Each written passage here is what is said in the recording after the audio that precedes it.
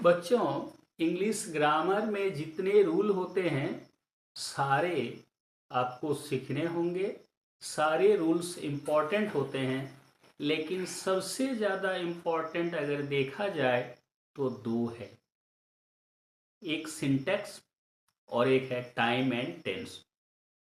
तो उनमें से आज देखेंगे सिंटैक्स क्या है, सिंटैक्स के क्या क्या रूल हैं और कैसे हम उदाहरणों के माध्यम से सिंटैक्स के सारे रूल्स हम सीख सकते हैं। तो आपको याद रखना है सिंटैक्स क्या है। तो सिंटैक्स को दूसरे शब्दों में कहा जाता है सब्जेक्ट, वर्ब, एग्रीमेंट।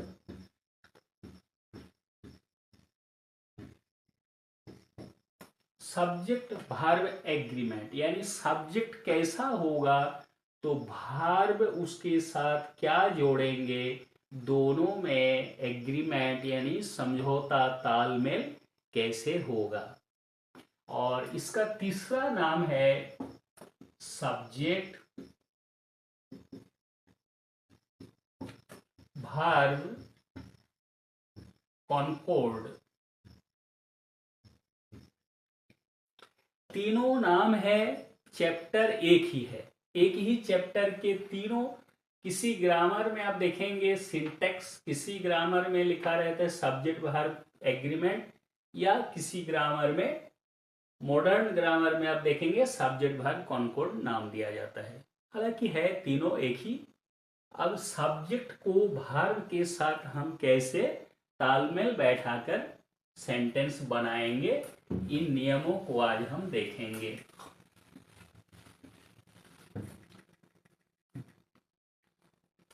पहले जानेंगे सिंटैक्स क्या है। सिंटैक्स का मूल आपको जो ध्यान देना है वो है सब्जेक्ट और वर्ब। सब्जेक्ट और वर्ब को पहचानना है। सब्जेक्ट आप बेसिक रूप से इसे समझ सकते हैं नाउन या प्रोनाउन, और वर्ब तो वर्ब है ही। हालांकि सब्जेक्ट में नाउन हो सकता है, प्रोनाउन हो सकता है, और ये क्लॉज भी हो सकता है, या इसे हम जिरांड भी बना सकते हैं। और वर्ब तो वर्ब है। अब हम सबसे पहले जानेंगे सब्जेक्ट। सब्जेक्ट यानी नाउन पहले आपको समझना पड़ेगा। अब जानते हैं नाउन में एस या ई एस जोड़ने से क्या होता है, ये प्लूरल बन जाता है। जैसे आई एम ए बॉय, मैं एक लड़का हूं। जब एस या ई एस जोड़ेंगे तो वी आर 3 बॉय। क्या आप वी आर 3 बॉय बता सकते हैं? नहीं, क्योंकि वे हम लोग एक से ज्यादा हैं, 3 मैंने 3, हम लोग 3 तो लड़के हैं। इस तरह से हमने देखा नाउन में एस या ई एस जोड़ने से क्या होता है, प्लूरल होता है। लेकिन वर्ब क्या होता है, वर्ब का इसका जस्ट उल्टा फॉर्म होता है। आप एक शब्द पहली बार सुनेंगे या सुन चुके होंगे, वह है वाइस वर्सा। वाइस वर्सा का अर्थ होता है, इसका उल्टा समझ लीजिए, यानी कि जब वर्ब है तो प्लूरल उसमें एस या ई एस जोड़ेंगे तो जानते हैं क्या होता है, ये सिंगुलर हो जाता है। इसे हम कह सकते हैं सी सॉ। सी सॉ का अर्थ होता है, स्कूल में आप देखेंगे छोटे बच्चों के खेलने के लिए एक औजार होता है। एक तरफ एक बच्चा बैठेगा, वो जब उतर जाता है दूसरी तरफ बैठा हुआ बच्चा ऊपर उठ जाएगा। जिसे देहाती क्षेत्र में आज भी ढेंकी कहा जाता है, उसका अंग्रेजी शब्द होता है सीसो। अब इसे हम उदाहरण के माध्यम से जानेंगे। जितने नाउन होते हैं, इसमें अपवाद भी है, सारे सिंगुलर होते हैं, उनको प्लूरल बनाना पड़ता है। लेकिन जितने भार्ब होते हैं सारे प्लूरल में दिए होते हैं। सारे भार्ब प्लूरल में दिए गए होते हैं, उनको हमें सिंगुलर बनाना पड़ता है। जैसे the boys go out, the boys go out, लड़के बाहर जाते हैं। लेकिन जब हम करेंगे द बॉय, तो इसमें हम गो नहीं लिख सकते हैं, क्योंकि ये तालमेल बैठाने के लिए क्या करना पड़ेगा, सब्जेक्ट सब्जेक्ट। तो सब्जेक्ट भार्ब, सब्जेक्ट अगर सिंगुलर है तो भार्ब सिंगुलर बनेगा। तो बॉय सिंगुलर है ये, और ये गो प्लूरल है, इसको हम सिंगुलर बनाएंगे एस या ईएस जोड़कर, और तब ये होगा the boys go out, the boy goes out. Basic rule जो है सब्जेक्ट वर्ब एग्रीमेंट का बच्चों, ये आप ध्यान देंगे, नाउन में एस या ईएस जोड़ेंगे तो प्लूरल बन जाता है। यानी सारे नाउन दिए हुए हैं डिक्शनरी में सिंगुलर में, एक दो छोड़कर, जैसे public, people, folk, deer, fish, ये सिंगुलर में भी होते हैं, और प्लूरल में जैसे पब्लिक, पीपुल, फॉक, ये सिंगुलर इनका रूप नहीं होता है, प्लूरल में ही दिया हुआ है। इस तरह से ये सिंटेक्स का फर्स्ट रूल है। अब हम लोग देखेंगे सिंटेक्स का एक एक करके सारे रूल।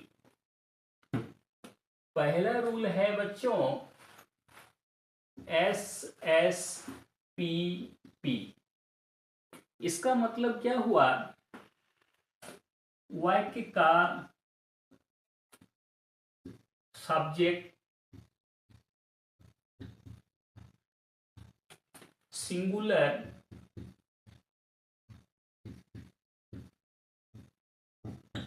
हो तो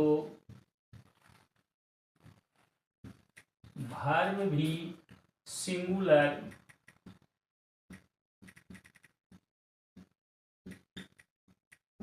होगा। सब्जेक्ट प्लूरल हो तो वर्ब भी प्लूरल होगा।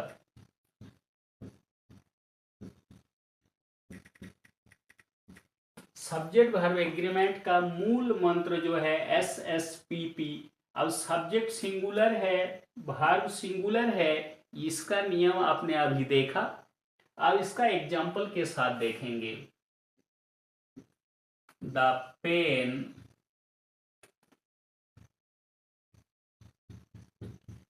Right well, the pen write well.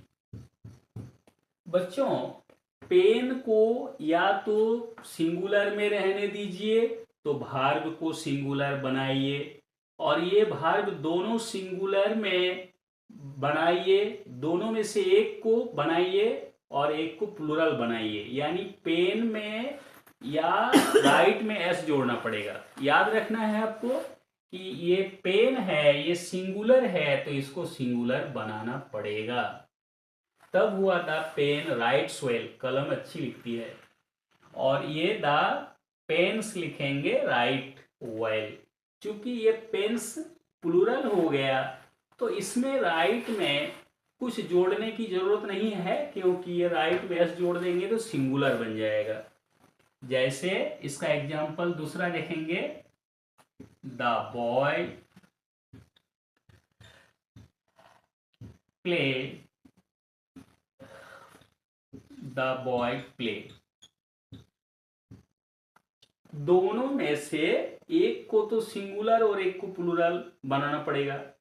The boy singular है, तो इसे सिंगुलर बनाने के लिए, ये प्ले भार प्लूरल है, सिंगुलर बनाने के लिए एस जोड़ा और इसे सिंगुलर बनाया गया, प्लूरल दिया हुआ था। और ये बॉय जो है सिंगुलर है और भार्ब प्लूरल है, इसीलिए बॉय को बॉयज कर दिए। अब बच्चों समझ में आया कि सब्जेक्ट और भार्ब दोनों में क्या अंतर है ना। जितने नाउन होते हैं वे सिंगुलर में हैं और भार्ब प्लूरल में है। दोनों में से एक में आप एस जोड़ेंगे, एस या ई एस। अब हम लोग नेक्स्ट रूल देखेंगे।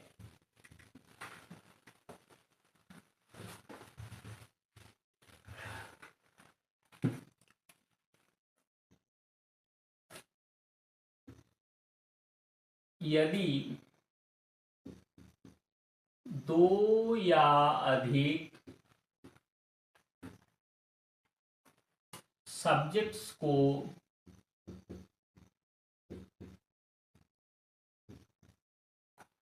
एंड द्वारा जोड़ा जाए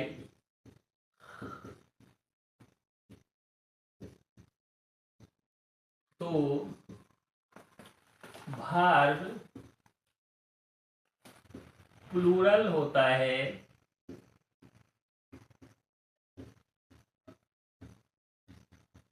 बच्चों ये नियम कब लागू होता है? जब दो या अधिक सब्जेक्ट्स को एंड द्वारा जोड़ा जाए तो भार्ब प्लूरल होता है। इसका मतलब ये हुआ दो या दो से अधिक सब्जेक्ट से अलग अलग वस्तुओं या व्यक्तियों का पता चलता है, उस समय आपका भार्ब प्लूरल होता है। जैसे Mohan and Karim play here. Mohan और करीम दो अलग अलग लड़के यहां खेलते हैं। The cat and the mouse generally don't live together।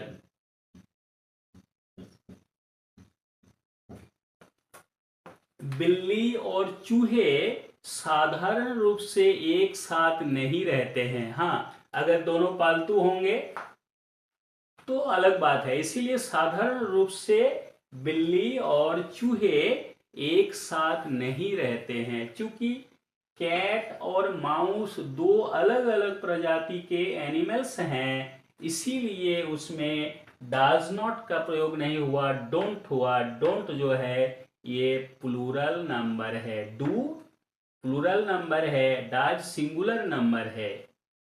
इस तरह से हमने देखा कि दो या दो से अधिक सब्जेक्ट को जब एंड द्वारा जोड़ा जाता है और उनसे अलग अलग वस्तुओं का या व्यक्तियों का या प्राणियों का बोध हो भिन्न भिन्न, तो भार्ब प्लूरल होता है। अब हम लोग नेक्स्ट रूल देखेंगे।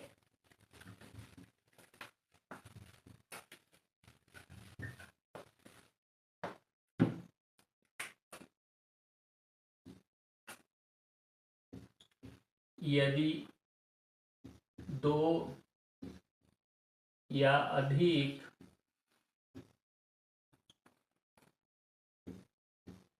सब्जेक्ट को और द्वारा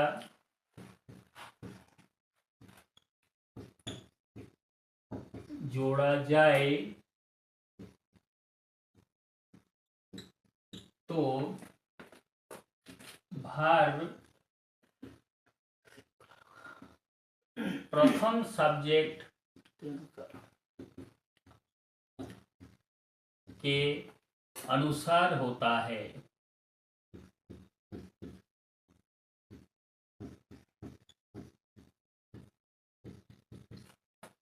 जब दो या अधिक सब्जेक्ट्स को और द्वारा जोड़ा जाता है तो इसमें आपको किसके अनुसार वर्ब का प्रयोग करना है? अंतिम सब्जेक्ट के अनुसार करना है। और के द्वारा दो या दो से अधिक सब्जेक्ट को जोड़ा जाता है तो वर्ब अंतिम सब्जेक्ट के अनुसार करना है। जैसे मदन और his parents are coming here.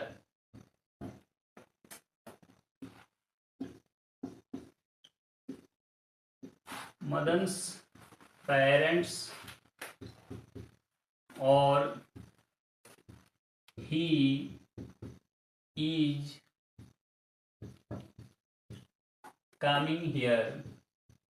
इसमें आप ध्यान देंगे सब्जेक्ट दो है, मदर है और पेरेंट्स है।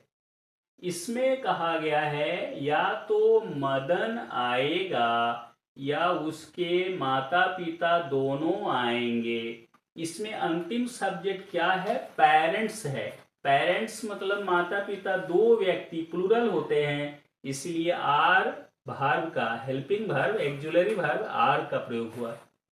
और इसमें मदन के माता पिता या वो आ रहा है। इसमें आखिर सब्जेक्ट जो है ही है, अंतिम सब्जेक्ट ही है, इसीलिए ही के अनुसार इज का प्रयोग हुआ। तो नियम हुआ दो या दो से अधिक सब्जेक्ट्स को और द्वारा जोड़ा जाए तो पहला सब्जेक्ट क्या है इस पर अब गौर नहीं करेंगे, अंतिम सब्जेक्ट पर ध्यान देंगे और वर्ब उस अनुसार लिखेंगे।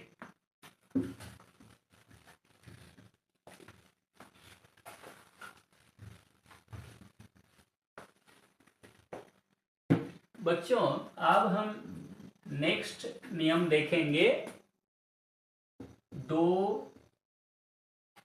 या अधिक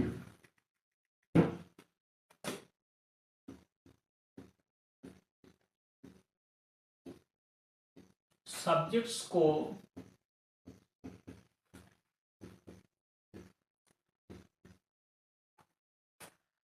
विथ के द्वारा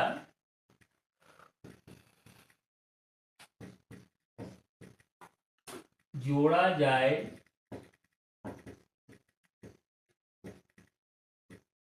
तो वर्ब प्रथम सब्जेक्ट के अनुसार होता है।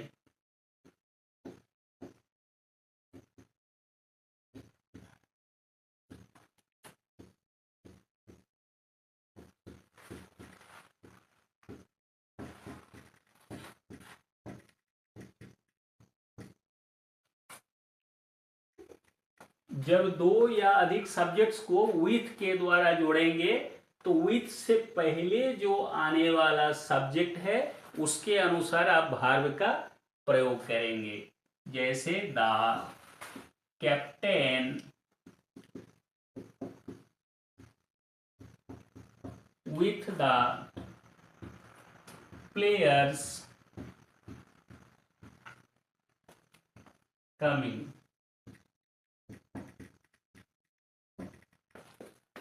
The players with the captain coming।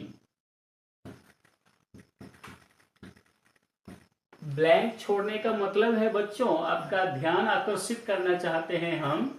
इसमें सब्जेक्ट है, देखा जाए the captain with the players coming, और इसमें है the players with the captain coming. दोनों में कैप्टन और प्लेयर्स ही सब्जेक्ट है, लेकिन बच्चों विथ से पहले कैप्टन है।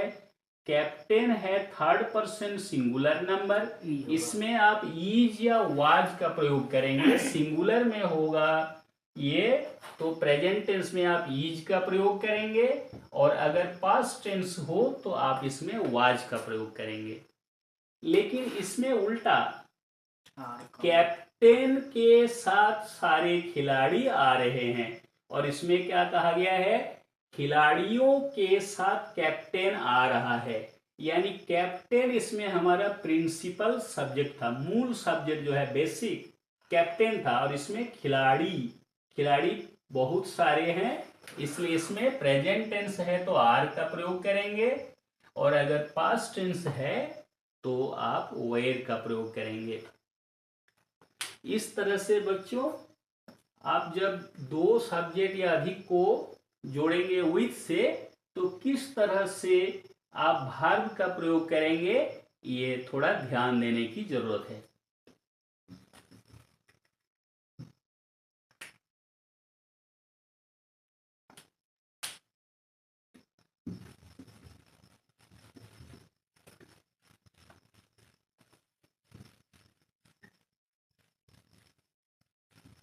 बच्चों ऐसे तो सारे नियम इंपॉर्टेंट होते हैं, लेकिन अब जो मैं आपको नियम बताने वाला हूं, सारे नियमों का ये मूल है, इसीलिए ये थोड़ा ध्यान देकर समझने की कोशिश करेंगे।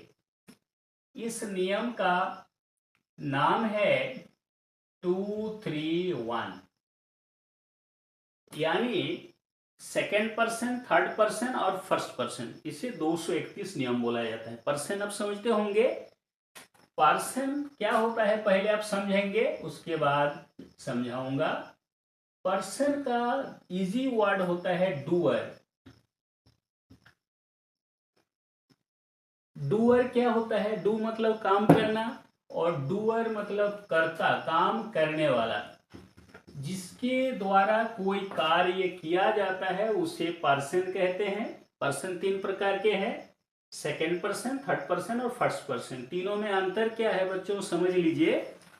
मान लीजिए आप लोग हैं और मैं, हम लोग विमर्श कर रहे हैं किसी विषय में, आप लोग श्रोता हैं, ऑडियंस हैं, और मैं ऑरेटर हूं, वक्ता हूं, स्पीकर हूं। मैं कुछ बता रहा हूं तो मैं सब्जेक्ट हूं। आप लोग सुन रहे हैं ध्यान से तो सुनने वाले आप हैं, आप सेकंड पर्सन हैं। और जिनके विषय में चर्चा हो रही है लेकिन उनके कानों तक मेरी आवाज नहीं पहुंच रही है, वे थर्ड पर्सन हैं। इसीलिए फर्स्ट पर्सन में क्या है, I, me, my, mine, plural में we, our, us, ours, our selves. और सेकंड पर्सन में you, your selves. Third person में तीन प्रकार के होते हैं, ही, सी, ही, हिम, हिज, सी, हर, और प्लूरल में दे, देम, देयर। अब हम देखेंगे 2-3-1 नियम क्या है। मान लीजिए 231 आपको याद रखना है। अगर थर्ड पर्सन नहीं है तो इसे आप कहेंगे 21। अगर सेकेंड पर्सन नहीं है तो इसे आप कहेंगे 31। अगर फर्स्ट पर्सन नहीं है तो 23। यानी बेसिक रूल आपका क्या है, 231, 2-3-1। अब इसे हम व्याख्या करेंगे एग्जाम्पल के साथ। यदि किसी वाक्य में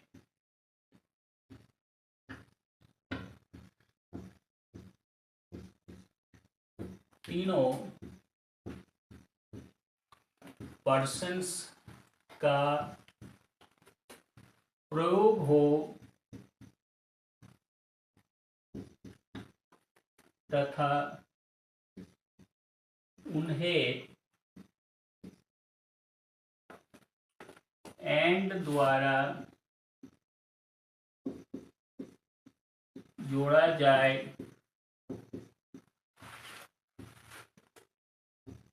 तो वर्ब प्लूरल होता है। साथ ही सबसे पहले सेकेंड पर्सन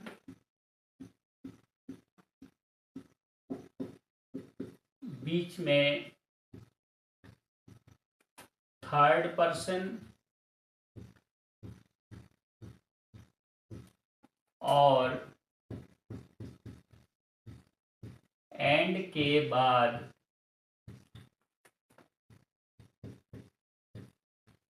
फर्स्ट पर्सन आते हैं। बच्चों, ये आसानी से याद रखने के लिए मैंने आपको बताया 231 231।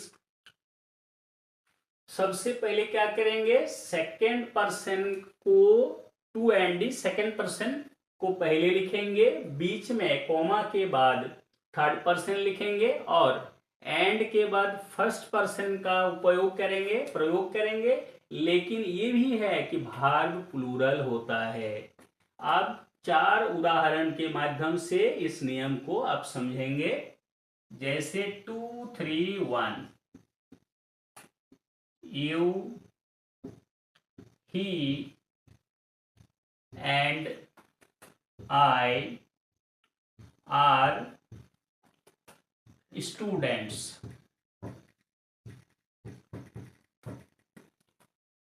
आप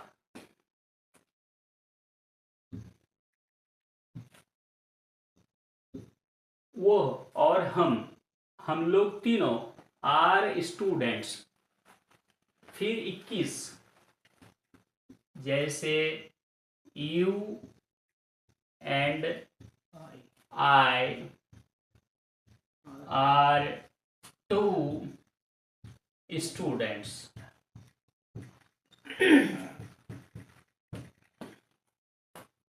21, यानी कि सेकेंड पर्सन पहले लिखेंगे, एंड के बाद फर्स्ट पर्सन का उपयोग करेंगे।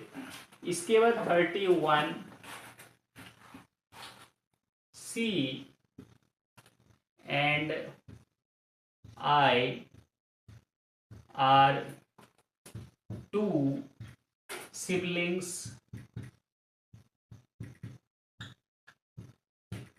वो लड़की और हम लोग दोनों भाई बहन हैं। यानी वो सी थर्ड पर्सन है, इसलिए उसका उपयोग पहले किए, एंड के बाद आई यानी फर्स्ट पर्सन का प्रयोग किए, आर 2 सिबलिंग्स। अब हम लोग देखेंगे 23,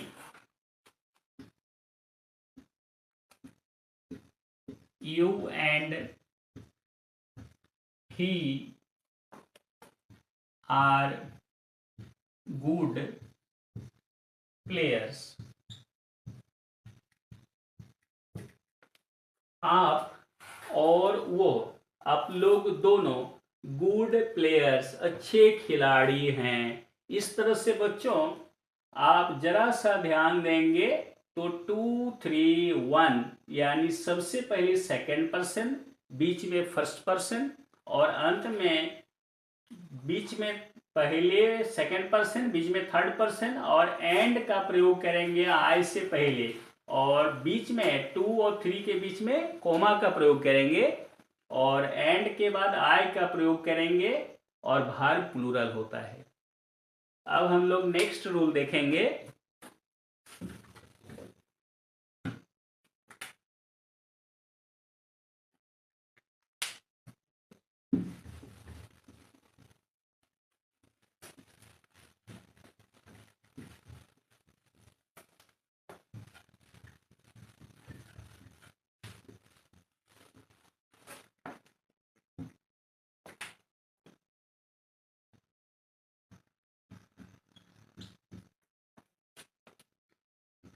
यदि 2 या अधिक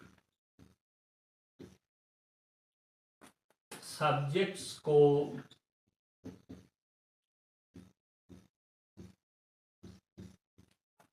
आइदर और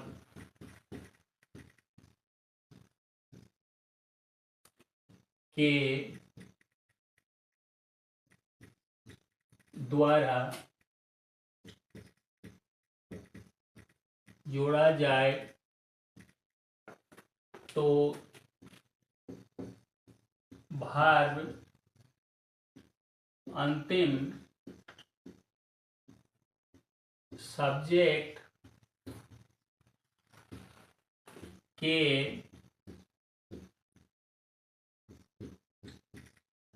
अनुसार होता है। कभी कभी आपको वाक्य में, सेंटेंस में आइदर और लिखना पड़ता है। आइदर और मतलब होता है दो में से कोई एक। जैसे आपको या तो भात या रोटी दोनों में से एक खाने का ऑप्शन दिया गया है, तो आप या तो भात खाएंगे या रोटी खाएंगे।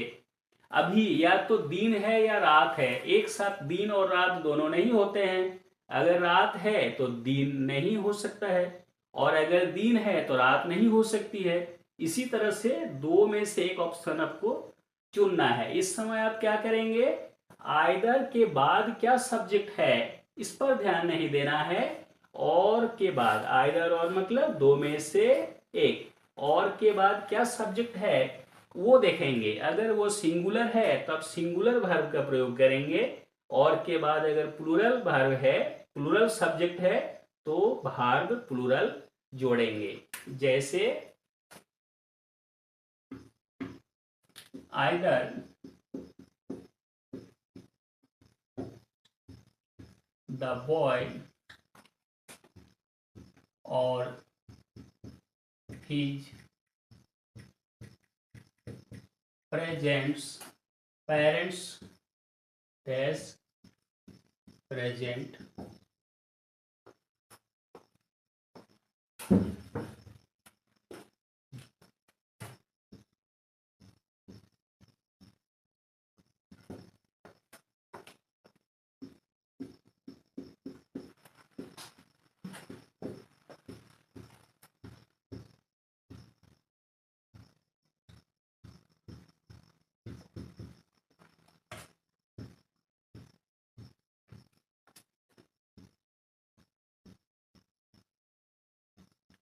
बच्चों, दो उदाहरण के माध्यम से आप समझ सकते हैं कि आइदर और मतलब दो में से एक। ऑप्शन है द बॉय हिज पेरेंट्स, लड़का उसके माता पिता।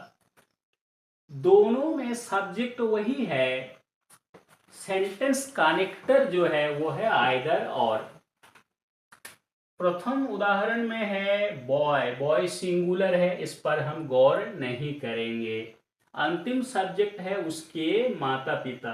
या तो लड़का प्रेजेंट है या उसके माता पिता दोनों प्रेजेंट हैं, इसीलिए अंतिम सब्जेक्ट पेरेंट्स है, तो आर का प्रयोग करेंगे। लेकिन बच्चों, इसमें है या तो लड़के के माता पिता आए हुए हैं, उपस्थित हैं, या लड़का स्वयं आया है। तो इसमें आइदर के बाद क्या है, पेरेंट्स है, लड़के के माता पिता। ये गौर करने का विषय नहीं है। हमें ध्यान देना है कि इसमें और के बाद क्या है, ही है। ही कौन सा नंबर है, सिंगुलर नंबर। और कौन सा पर्सन है, third person. Third person singular number में प्रेजेंट टेंस में क्या होता है, इज होता है। और अगर ये पास्ट टेंस में आपको प्रयोग करना है तो वाज करना है। इसी तरह से इज प्रेजेंट हुआ। आइदर और मतलब दो में से एक, तो आप और के बाद कौन सा सब्जेक्ट है इस पर ध्यान देंगे। अब हम नेक्स्ट उदाहरण देखेंगे।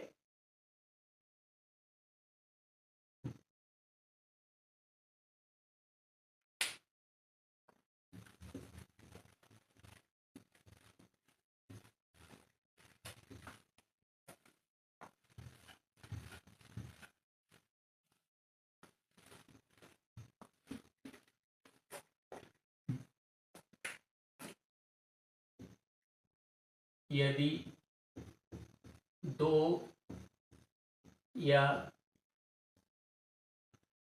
अधिक सब्जेक्ट्स को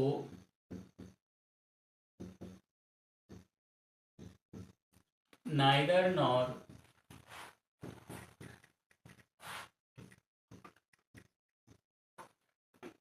के द्वारा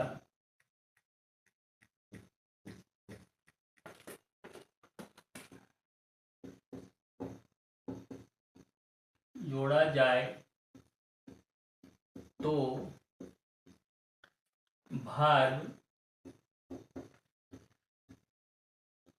अंतिम सब्जेक्ट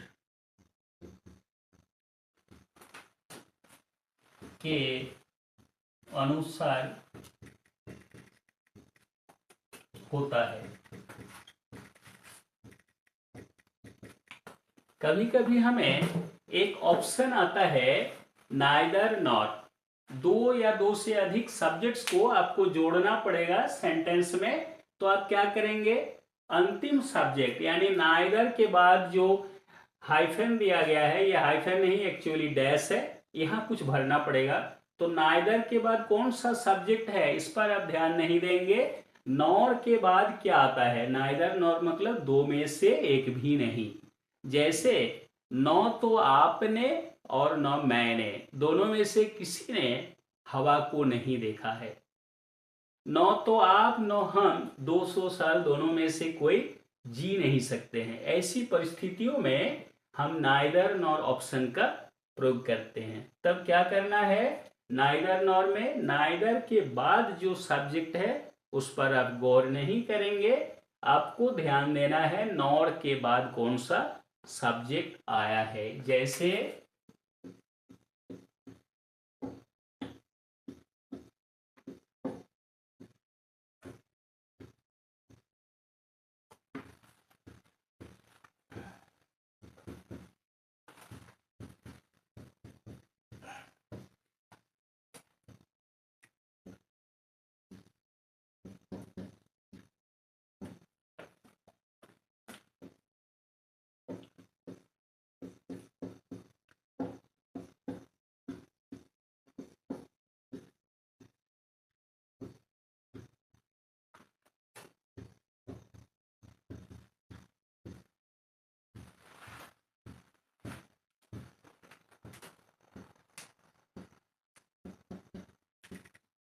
बच्चों, दो उदाहरण से हम इस रूल को आसानी से समझ सकते हैं। जैसे neither the boy nor his friends dash coming, इसमें नो तो लड़का नो उसके दोस्त लोग आ रहे हैं। इसमें पहला सब्जेक्ट क्या है जो नाइदर के बाद है, बॉय।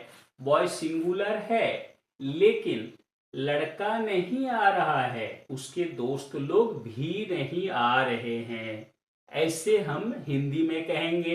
इसीलिए इंग्लिश में भी हम क्या करेंगे, द बॉय को इग्नोर करेंगे। और फ्रेंड्स प्लूरल नंबर है, थर्ड पर्सन प्लूरल नंबर, अगर ये प्रेजेंट टेंस में है तो आर का प्रयोग करेंगे।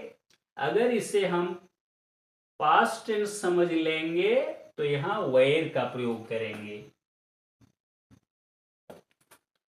बच्चों, इसमें सब्जेक्ट है बॉयज फ्रेंड्स, लड़के के दोस्त लोग।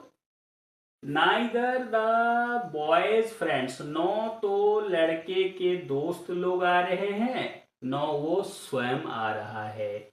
नॉर से पहले फ्रेंड्स है, इस पर हम ध्यान नहीं देंगे। रूल बताता है कि नॉर के बाद यानी अंतिम सब्जेक्ट क्या है, ही है। ही कौन सा पर्सन है, थर्ड पर्सन है। कौन सा नंबर है, सिंगुलर नंबर है। कौन सा टेंस है, प्रेजेंट है, तो ही लिखेंगे। हालांकि ये पास्ट भी हो सकता है, ही के अनुसार ईज लिखेंगे। अगर इसे हम पास्ट टेंस समझ लेंगे तो वाज होगा, इसीलिए इसमें ईज का प्रयोग करेंगे।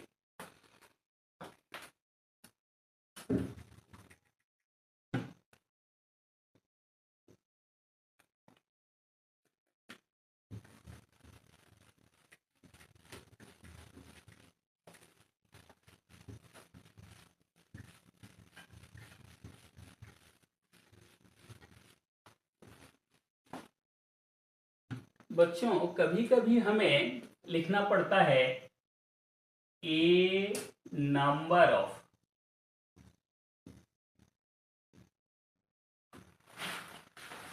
या द नंबर ऑफ।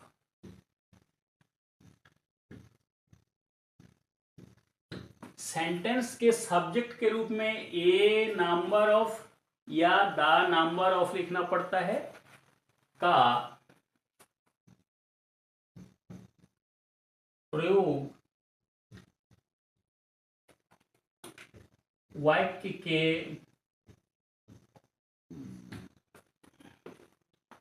सब्जेक्ट से पहले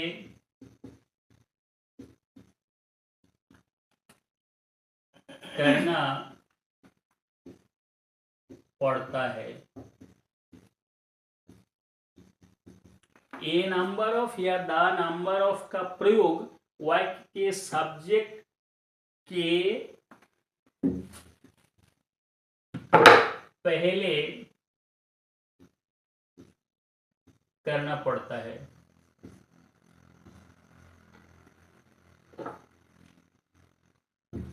इस समय दोनों एक जैसा नहीं समझेंगे, दोनों बिल्कुल अलग है। अब दोनों का हम कैसे डिफरेंशिएट करेंगे? यदि सब्जेक्ट से पहले ए नंबर ऑफ हो तो भाग प्लूरल होगा। यदि सब्जेक्ट के पहले द नंबर ऑफ हो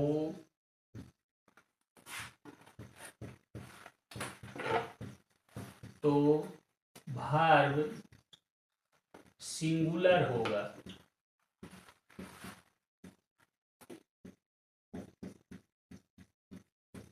बच्चों, अगर किसी वाक्य में ए नंबर ऑफ इसके बाद एक सब्जेक्ट जोड़ा जाता है या द नंबर ऑफ इसके बाद एक सब्जेक्ट जोड़ा जाता है, तो को प्रयोग नंबर ऑफ का ए नंबर ऑफ या द नंबर ऑफ का प्रयोग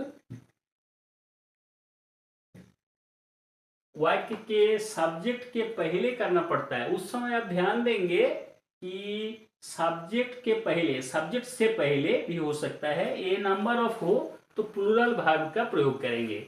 आप बच्चों इसमें ध्यान देना है, ऐसा क्यों होता है? ए नंबर ऑफ के साथ आप प्लूरल वर्ब जोड़ेंगे और द नंबर ऑफ से पहले सिंगुलर वर्ब का जोड़ेंगे। इन दोनों में अंतर क्या है?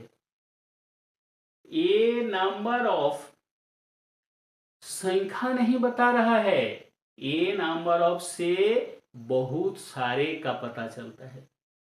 और द नंबर ऑफ मतलब उनकी संख्या, ए लगा देने से ए नंबर ऑफ से बहुत सारे का प्रयोग होता है। और द नंबर ऑफ मतलब बहुत सारे में से कितने हैं, यानी उनकी संख्या कितनी है, इसीलिए द नंबर ऑफ में सिंगुलर का प्रयोग होता है। अब एग्जांपल से हम देखेंगे। A number of players are playing now. A number of players are playing now, यानी बहुत सारे खिलाड़ी अभी खेल रहे हैं। और द नंबर ऑफ में क्या करेंगे? The number of the players playing now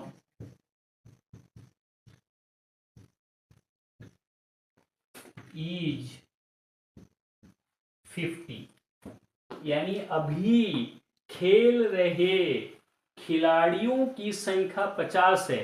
तो बच्चों, अभी 50 खिलाड़ी खेल रहे हैं, ये कहना मेरा इरादा नहीं है। इसीलिए इंग्लिश ग्रामर कहता है द नंबर ऑफ के बाद आप क्या करेंगे, सिंगुलर का प्रयोग करेंगे। लेकिन ए नंबर ऑफ मतलब होता है उनकी संख्या, द नंबर ऑफ, और ए नंबर ऑफ मतलब वे लोग। इसको और आसान एग्जाम्पल से हम समझ सकते हैं, जैसे a number of cattle are grazing. Cattle मतलब मवेशी, बहुत सारे मवेशी चर रहे हैं, ग्रेज, बहुत सारे मवेशी चर रहे हैं, और चरने वाले मवेशियों की संख्या 25 है। तो उस समय क्या करेंगे, the number of the cattle is 25, यानी मवेशियों की संख्या 25 है, और इसमें बड़ी संख्या में ए नंबर ऑफ यानी बड़ी संख्या में मवेशी चर रहे हैं। इस तरह से हम लोगों ने देखा, वाक्य में सब्जेक्ट से पहले ए नंबर ऑफ हो तो आप प्लूरल का प्रयोग करेंगे भार्ब में, और द नंबर ऑफ हो तो भार्ब में सिंगुलर का प्रयोग करेंगे।